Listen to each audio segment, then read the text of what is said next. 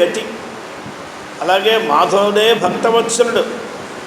ఎవరిని మీరు ఎంతగా ప్రార్థన చేసినా వాత్సల్యం లేనివారు, ప్రేమ లేనివారు మీరు ఎంత ప్రార్థన చేస్తే మాత్రం ఏం వింటారంటే? వాత్సల్యం ఉన్నవారిని ప్రార్థన చేయక్కర్లేదు.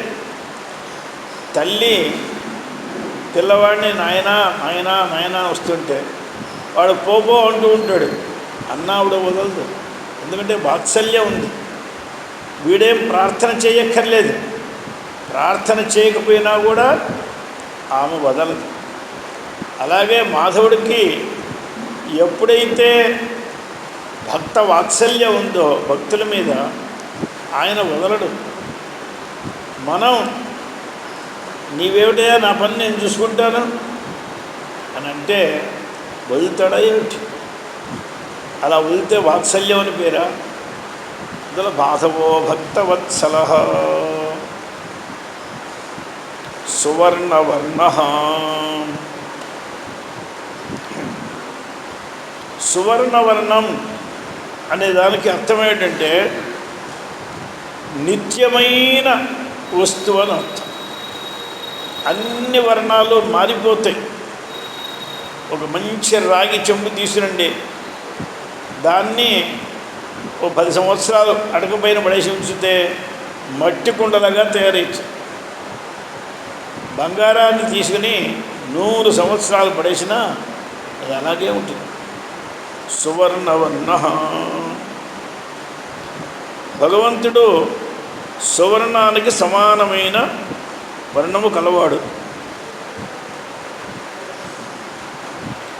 సువర్ణం ఏం చేస్తుందంటే మెరుగు పెడితేనే దానికి మెరుపు వస్తుందని లేదు, స్వతహా దానిలో మెరుపు ఉంటుంది. స్వయం జ్యోతి. అందువల్ల యదా పశ్యసే రుక్మవర్ణం ఇది శ్రుతే.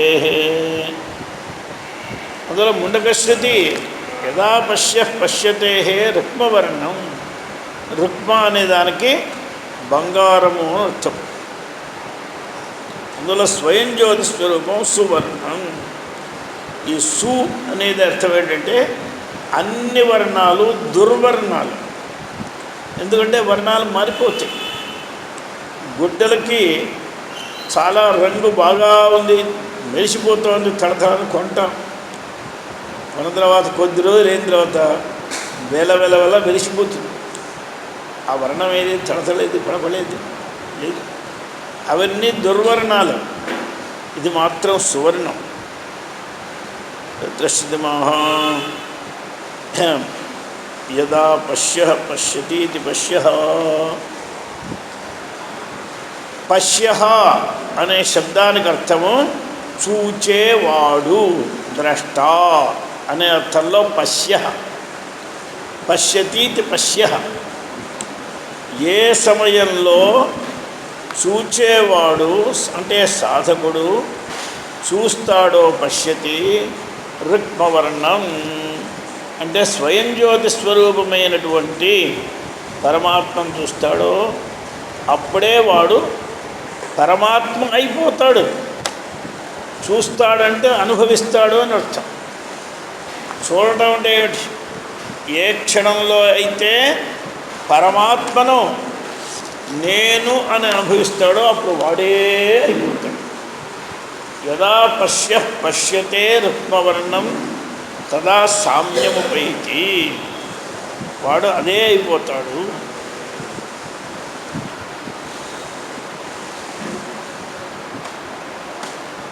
ఇక సువర్ణవర్ణ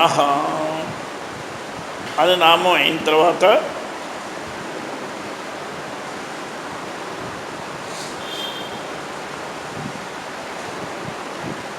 సువర్ణవర్ణాయ నమః.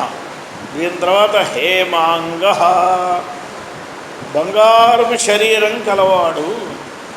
అంగం అంటే శరీరం, హేమ అంటే బంగారం, బంగారం లాంటి శరీరం కలవాడు హేమాంగ. హేమేవ అంగం బభు అస్యేతి. ఏమండి నీలమేఘశ్యాముని పోయి హేమాంగుడు అనొచ్చా? ఈయన నీలమేఘశ్యాముడు కదా. ఏదైనా పచ్చగా ఉంటే బంగారంలాగా ఉండాలి. మన సీతం అంటే బంగారం అంటే భోగం. రాముడు బంగారం ఏంటండి? ఎవరో ఉన్నారు రాముడు కూడా బంగారం ఏంటి, నల్ల బంగారం అన్నారు. బంగారాల్లో కూడా చాలా తేడాలు ఉంటాయి. ఇప్పుడు ప్లాంటీనా అని ఒకటి వస్తుంది కదా, ప్లాంటీనా అంటారు. అది కూడా బంగారం లాంటిదే కదా. అది ఎట్లా బంగారం లాగా ఉంటుందా ఏంటి?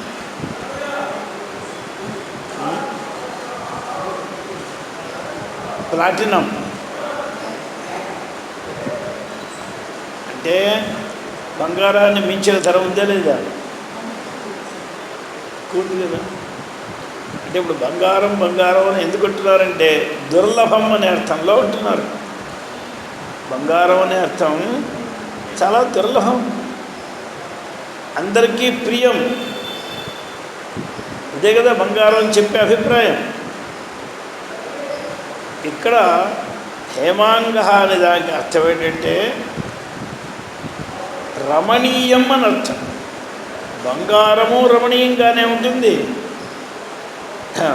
నవదూర్వాదలశ్యామం, భగవంతుడు నవదూర్వాదలశ్యామం, కొత్తగా వచ్చినటువంటి దూర్వాంకురాలు ఆ సస్యశ్యామల కాంతి కావై. అది కదా సస్యశ్యామల కాంతి అంటే మనకి సస్యం అంతా కూడా పచ్చగా కనిపిస్తుంది. పచ్చగా కనిపించినా కూడా అది నల్లగా కూడా ఉంటుంది. అంటే నలుపు అంటే బొగ్గు నలుపు కాదు, సస్యశ్యామల కాంతి. ఆ సస్యశ్యామల కాంతి అలాగే రామం నవదూర్వాదలశ్యామం, నవదూర్వాదలశ్యాముడు. ఆ నవదూర్వాదలశ్యాములైనటువంటి రాముడు ఈయన రమణీయంగా ఉంటాడు. అందులో స్వయం జ్యోతి హేమాంగ అంటే జ్యోతిర్మయమైంది, అంటే అది ప్రకాశిస్తూ ఉంటుంది. నల్లగా ఉన్నప్పటికీ చాలా ముఖంలో ప్రకాశం ఉంటుంది. మీరు చూడండి, కొంతమంది కొన్ని జాతుల్లో వాళ్ళు నల్లగా ఉంటారు, వారి ముఖంలో ఏ రకమైన కళ ఉండదు. కానీ కొన్ని జాతుల్లో కొంతమంది నల్లటి కలుగులాగా ముఖం ఉన్నప్పటికీ కాంతి కొట్టొచ్చినట్టుగా ఉంటుంది. ఆ కాంతే రమణీయం. అది నలుపు పసుపు అనేది విషయం కాదు, ఆ రమణీయాన్ని బట్టి ఉంటుంది. అందువల్ల రమణీయం.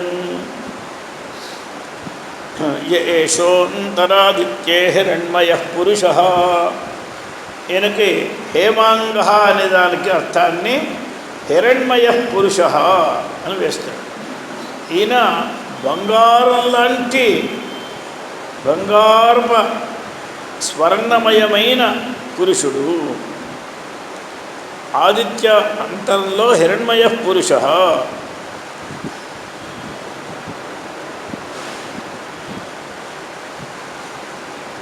పురుష అని భగవంతుడికి ఎందుకు పేరండి? పురుష అంటే ఒకటి తాను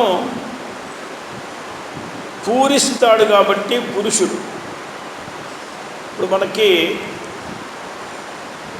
పూరణం, పూరించుట అన్న ఒక శబ్దం ఉంది కదా, ఇది ఒక ధాతువు నుండి వస్తుంది. దాని నుండి పూరింపబడిన దాన్ని పూర్ణం అని అంటారు.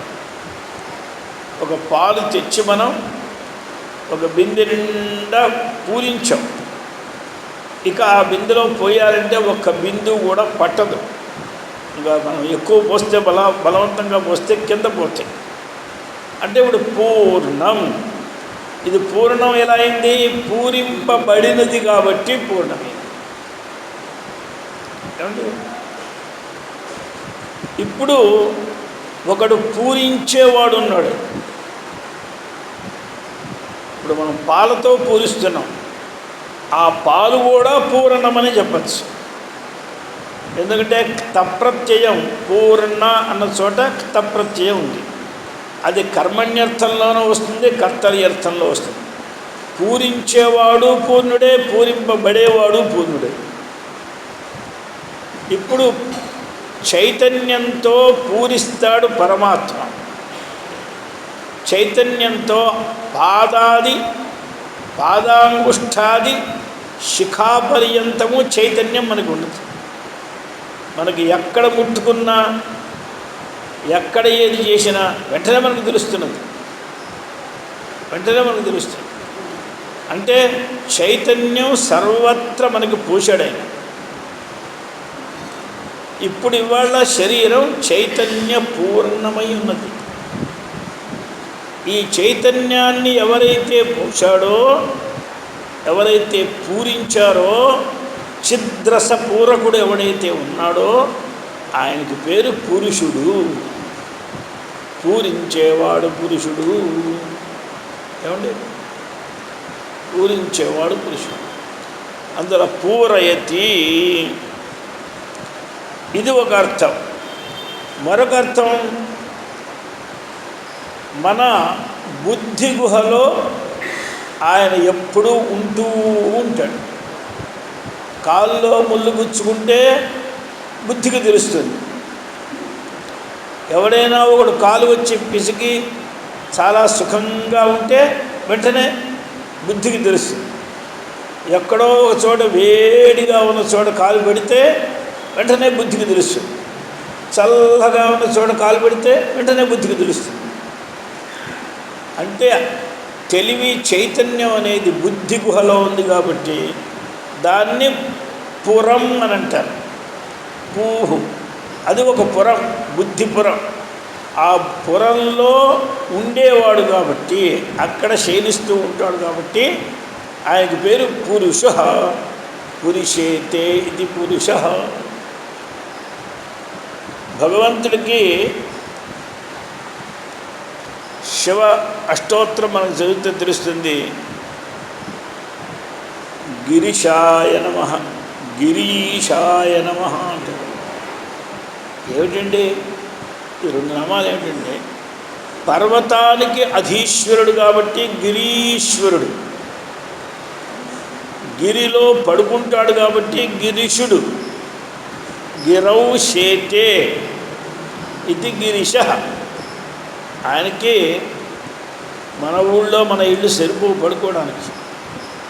మన ఇల్లులో ఎంత పెద్ద ఇల్లు కట్టినా కాలు ముడుచుకొని పడుకోవాల్సింది. ఆ కొండ మీద పడుకుంటే, త్రిపురాల మీద పడుకుంటే ఓ కొండ మీద కాలు, ఓ కొండ మీద చెయ్యి, ఓ కొండ మీద మెడ పెట్టుకోవచ్చు. విస్తారమైన కొండలు అక్కడ పడుకునేవాడికి ఇల్లు వాకిళ్ళు ఏమి సరిపోతాయండి. అందువల్ల గిరౌ శేతే ఇది గిరిశ. నమో గిరిశాయ చ. ఆ గిరికి ఈశ్వరుడు కూడా. అందువల్ల ఈయన ఈశ్వరుడుగా కాబట్టి గిరీశ అని ఒకటి, గిరిశ అని ఒకటి. అలాగే ఇక్కడ మనకి పురుష, పురుషేతే ఇది పురుష. అంటే బుద్ధి గుహలో ఈయన పడుకున్నాడు. ఎక్కడ శరీరంలో ఏ రకమైన ఏ తేడా వచ్చినా తెలిసేది అక్కడ, తెలుసుకుండేవాడు అక్కడ ఉన్నాడు. ఎక్కడ ఏ తేడా వచ్చినా సరే, అది మంచిగా తేడా కానివ్వండి, కష్టంగా తేడా కానివ్వండి, మనం తింటూ తింటూ ఏదో ఒక పలుగురాయి వచ్చింది, పన్ను కాస్త ఇటువంటి కదిలింది అనగానే దుఃఖం అక్కడ తెలుస్తున్నది. ఏదో తింటూ లడ్డు తింటున్నాడు, జీడిపప్పు వచ్చింది చాలా బాగా ఉందంటే వెంటనే అక్కడ తెలుస్తున్నది. తెలుసుకునేవాడు అక్కడ ఉన్నాడు కాబట్టి పురుషేతే.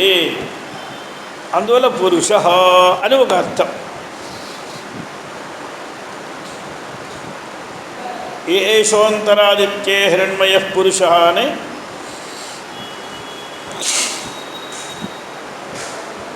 ఇది ఒక పురుషుడు. పూరయతి అనే దామన్న ఒక పురుషుడు అంటే తనతో సమస్త జగత్తుని పూరిస్తాడు. ఏదో ఈ శరీరాన్ని ఆ శరీరాన్ని పూజించాల.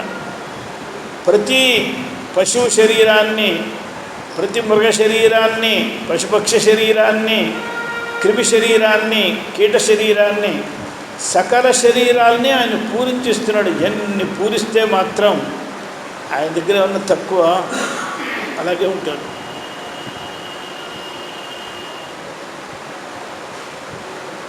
అందువల్ల హేమాంగ హేమాంగ వరాంగ. ఇప్పుడు ఈయన సువర్ణవర్ణ హేమాంగ వరాంగ.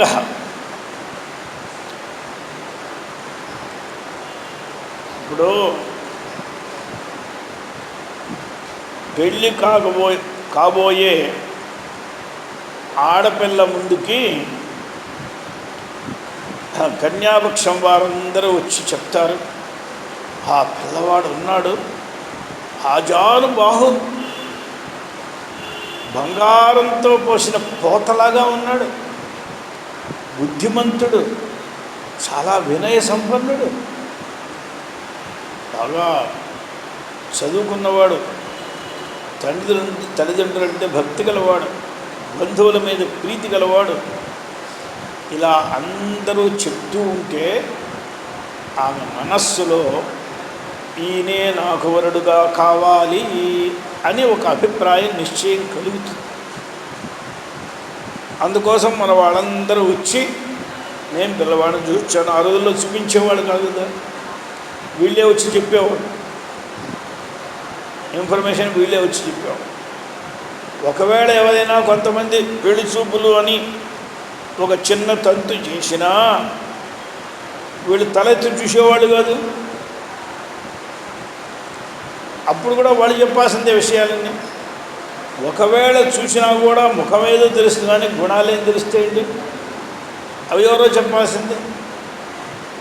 అసలు ఇంతకుముందు చూసేది పెళ్లి చూపులు అనే మాటే లేదు. ఎందుకంటే పెళ్లి చూపులు అనేది శాస్త్ర నిషిద్ధమైన పని. ఎలా నిషిద్ధం?